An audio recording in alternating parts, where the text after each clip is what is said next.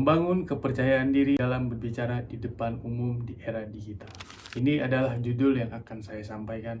Sebelumnya, perkenalkan, nama saya Rizky Gusmarijal, mahasiswa dari UPJJ Kota Bogor. Pada kesempatan ini, melalui video tugas 3 mata kuliah Public Speaking, saya harap pesan ini dapat tersampaikan dengan jelas dan dapat memberikan gambaran yang mengenai pokok permasalahan. Assalamualaikum warahmatullahi wabarakatuh. Salam sejahtera bagi kita semua. Yang saya hormati, para hadirin sekalian, teman-teman, serta seluruh peserta yang berbahagia. Pertama-tama, marilah kita panjatkan puji syukur di hadirat Tuhan Yang Maha Esa, karena atas rahmat dan karunia kita dapat berkumpul di sini.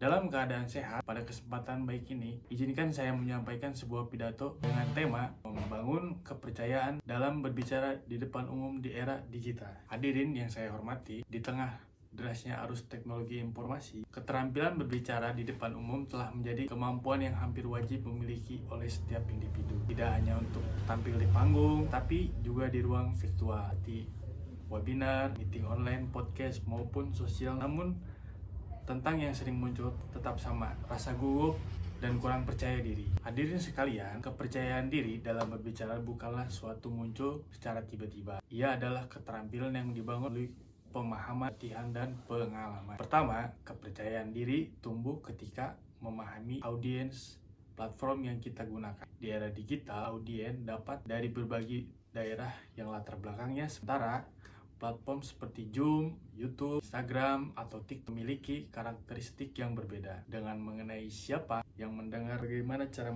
berinteraksi, kita dapat menyiapkan penyampaian yang lebih tepat dan efisien. Kedua, rasa percaya diri bertambah ketika mempersiapkan materi dengan matang. Pidato atau presentasi yang baik selalu memiliki struktur yang jelas, pembukaan yang kuat, yang terarah, dan penutup yang mengikat. Materi kita susun harus sederhana, relevan, mudah dipahami di era digital. Kita juga perlu mempertimbangkan virtual slide atau media pendukung pesan tersampaikan secara lebih menarik. Poin ketiga, kita perlu membiasakan diri teknologi yang digunakan. Tidak sedikit yang gugup bukan karena takut berbicara, karena khawatir menekan tombol suara tidak terdengar atau kamera bermasalah. Oleh sebab itu, latihan dengan teknologi menjadi penting. Cobalah merekam diri sendiri, mengatur kepercayaan diri sendiri, memeriksa suara, memahami fitur-fitur platform yang digunakan. Terasa akrab, percaya diri pun meningkat. Hadirin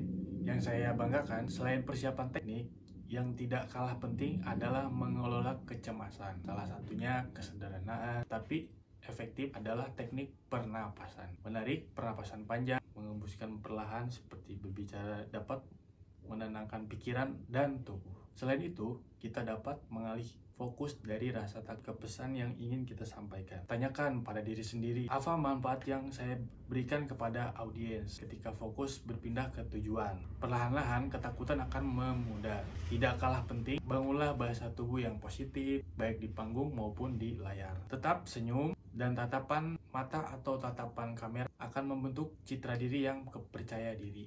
Menariknya, bahasa tubuh yang kuat tidak hanya membuat kita terlihat percaya diri, tetapi juga membangun merasa lebih percaya diri. Dan yang terakhir, jangan takut untuk memulai dari hal yang kecil. Mulailah berbicara di hadapan orang-orang terdekat, ikut komunitas, atau unggah video singkat di media sosial. Setiap langkah kecil adalah investasi yang menuju kepercayaan diri yang besar. Hadirin yang berbahagia, di era digital ini, berbicara di depan umum bukan lagi keterampilan tambahan, tapi menjadi kebutuhan. Kepercayaan diri memang tidak dibangun dalam sehari, tapi akan tumbuh seiring usaha untuk memahami audiens dan menyiapkan materi, menguasai teknologi, mengelola kecemasan. Marilah kita berbicara, belajar, berlatih, berani mengambil kesempatan untuk berbicara. Karena ketika kita berani menyampaikan gagasan, saat itulah kita mulai memberi pengaruh, membawa perubahan. Demikian pidato yang dapat saya sampaikan pada hari ini. Semoga apa yang saya sampaikan memberikan wawasan dan motivasi bagi kita semua untuk tembus mengasah kemampuan berbicara di depan umum di era digital. Terima kasih atas perhatian hadirin sekalian. Wassalamualaikum warahmatullahi wabarakatuh.